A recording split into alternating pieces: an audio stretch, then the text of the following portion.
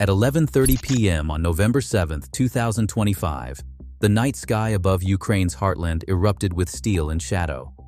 But what you did not hear in the headlines was the sound of silence that followed. And what no camera caught was the moment when millions realized their lights, warmth, and hope were suddenly on borrowed time. Night of the blackout, when the air raid sirens gave way to darkness, it was not just another round of missiles ripping through war zones far from home. This time, the target was the very grid that keeps bedrooms lit, hospitals running, and families safe during winter nights.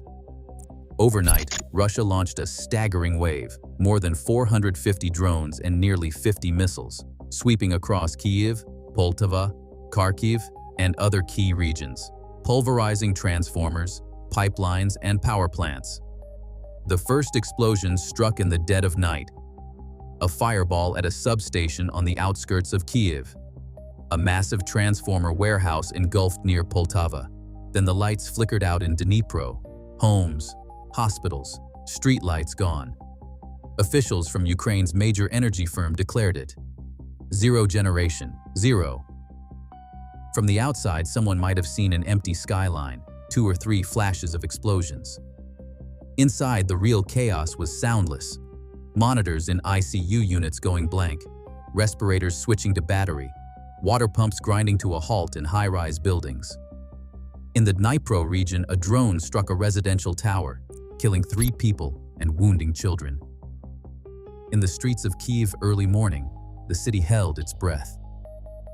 In the Podil district, commuters paused at traffic lights that would not change. Offices shut down, cafes switched off their lights. And for the first time, many realized the war was not just at the front. It had crept into every socket, every generator, every human heartbeat. The Kyiv Independent Energy Minister Svetlana Hrinchuk later confirmed that rolling blackouts were already being introduced, up to 8 hours in some areas, as technicians scrambled to stabilize what remained of the network. And while the headlines noted the damage to power plants, the silent victims were heating systems, water pumps, and hospitals now forced to improvise. This was not just a military streak. It was winter arriving early, and with it, a chilling message. Capability counts, but vulnerability still wins. The question now for Ukraine was not just how to restore power, but how to survive until the lights came back. The map lit up like a war board, showing dozens of red pins across Ukraine's energy backbone. In Kyiv, the front lines were not on a battlefield. They hovered above a substation near the nuclear plant links, where a direct drone strike knocked out a key transformer. In Poltava region, a missile slammed into a 330 kilovolts transmission line, blinding entire districts and leaving the city of Poltava without high-voltage imports. According to the Institute for the Study of War, ISW, more than 500 drones and missiles were launched overnight from November 7th into November 8th as part of Russia's long-range strike campaign. In the northeast, the Kharkiv region's grid operator confirmed critical damage to 2 feed lines that link the nuclear-powered west to the war-torn east.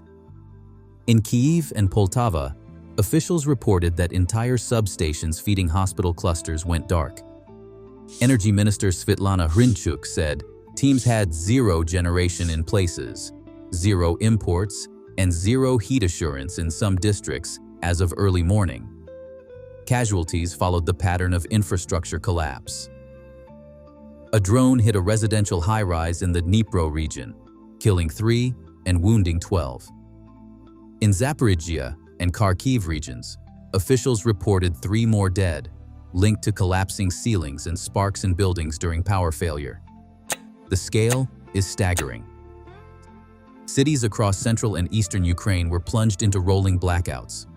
The state grid operator Ukrenergo issued statements. Millions now face scheduled outage cycles of 6 to 12 hours until repairs allow restoration of high-voltage lines. The winter-ready infrastructure that once hummed quietly now cracked under dozens of targeted hits. And the strategy is clear. Disrupt the electrical flows, isolate the east from the west, and force the population into cold, dark vulnerability. Analysts at Le Monde point out the aim is to split the grid along the Dnipro River, leaving large industrial zones and their populations sitting ducks. Technicians scrambled. A scene in Poltava. Workers in thermal vision goggles moving through wreckage. Crates of spare transformers being trucked under escort. Diesel generators in high-rise basements growling to life. In Kharkiv, an intensive care unit went offline for minutes until backup kicked in. Staff recorded 16-hour waiting times for water because pumps had no power. Corporate energy companies were not spared. DTEK confirmed its substations in Odessa, and Kharkiv regions had taken over 400 strike incidents since the war began, with many hits in the last 2 weeks alone.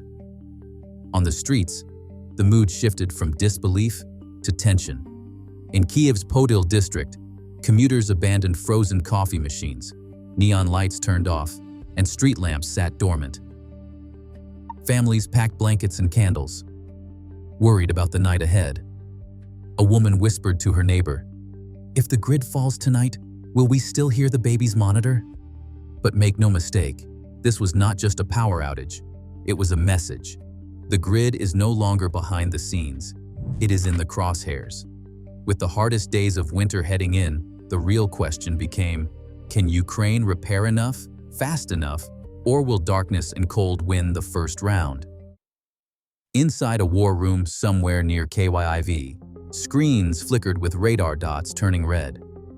As the barrage of over 450 drones and about 45 missiles thundered in from Russian-occupied territory, Ukraine's air defense systems shifted from routine drills to full-scale scramble. The Institute for the Study of War reported that Russia launched more than 500 drones and missiles overnight, a figure Ukraine's Air Force later partly confirmed. For months, the drone campaign had been escalating.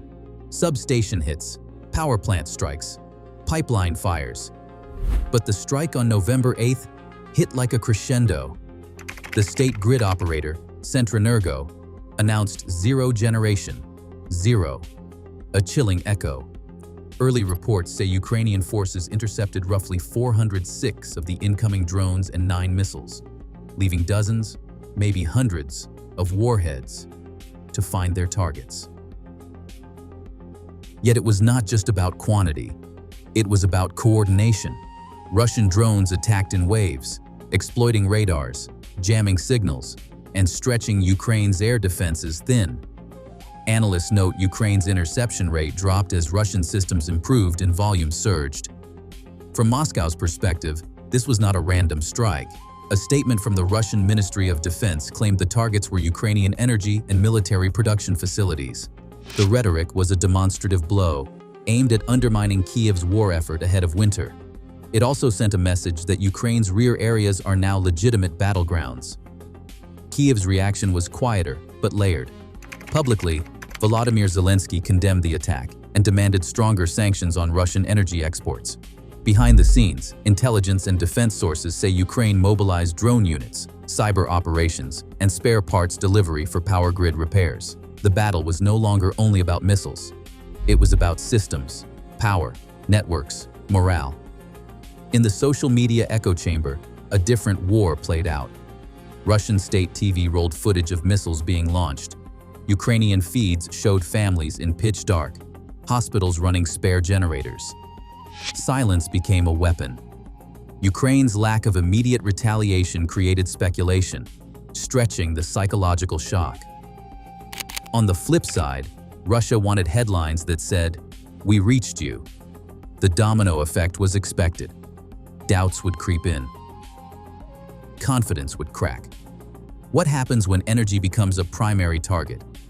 Analysts warn that once you collapse major grid nodes, you do not just plunge the lights.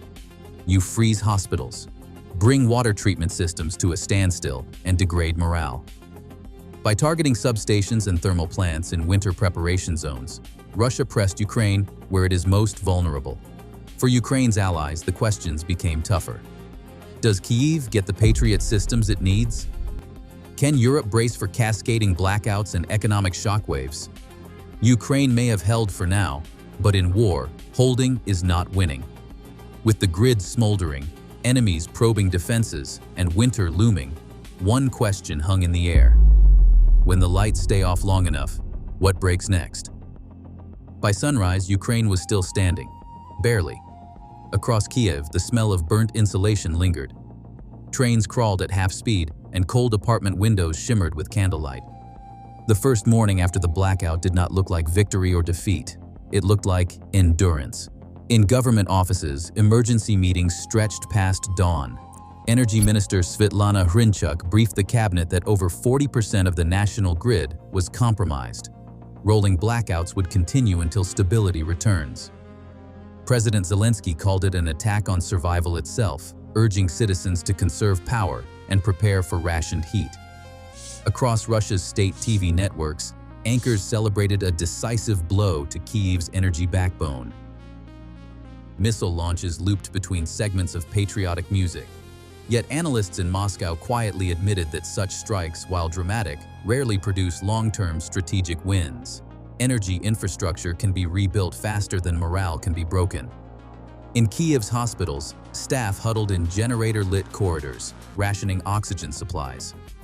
Volunteers delivered thermoses of soup to elderly residents who refused to leave their apartments. In Dnipro and Kharkiv, water trucks replaced shut-down pumps, and local telegram groups became lifelines for charging phones and finding heat shelters. International aid agencies began rushing in portable heaters and diesel generators. Poland and Germany announced emergency power equipment convoys. The EU promised an energy solidarity package. One EU diplomat summed it up perfectly. Electricity is the new front line. Inside Kyiv's parliament, debates turned raw. Should Ukraine divert more AIR defense systems from the front to protect energy sites? Military leaders warned that could open other vulnerabilities. Lawmakers demanded harsher penalties for corruption in repair contracts and faster coordination with allies for replacement equipment. In Moscow, the political afterglow dimmed quickly. Russian analysts noted that each missile fired costs millions. Each drone lost leaves factories scrambling to replace it. Even success carries a price tag, and sanctions squeeze tighter every week. A quiet realization spread. In Kyiv's hospitals, staff huddled in generator-lit corridors, rationing oxygen supplies. Volunteers delivered thermoses of soup to elderly residents who refused to leave their apartments. In Dnipro and Kharkiv, water trucks replaced shut-down pumps, and local telegram groups became lifelines for charging phones and finding heat shelters. International aid agencies began rushing in portable heaters and diesel generators. Poland and Germany announced emergency power equipment convoys. The EU promised an energy solidarity package. One EU diplomat summed it up perfectly. Electricity is the new front line. Inside Kyiv's parliament, debates turned raw. Should Ukraine divert more air defense systems from the front to protect energy sites? Military leaders warned that could open other vulnerabilities. Lawmakers demanded harsher penalties for corruption in repair contracts and faster coordination with allies for replacement equipment. In Moscow, the political afterglow dimmed quickly. Russian analysts noted that each missile fired costs millions. Each drone lost leaves factories scrambling to replace it. Even success carries a price tag, and sanctions squeeze tighter every week. Markets responded instantly. European gas prices spiked 8% overnight. US and EU leaders condemned the strikes as energy terrorism. The United Nations convened an emergency session on infrastructure attacks. Commentators drew parallels to cyber warfare. Invisible lines of power, once civilian, now contested terrain. Energy experts predict Ukraine will shift to microgrids and decentralized generation, learning to survive without a single vulnerable hub. Allies are already coordinating spare transformers and mobile power plants. What was once a single grid is evolving into a web of resilience, one born out of necessity, not design. When night fell again on November 8th, Kyiv's skyline looked strangely beautiful, patches of darkness dotted with warm, flickering islands of light. In one of those windows, A nurse lit a candle beside a patient's bed. In another, a child held a flashlight against a fogged-up pane, tracing shapes into the dark. It wasn't defiance. It was something quieter, persistence. Because wars of the future may not just target armies. They'll target comfort, warmth, and the invisible currents that hold civilization together.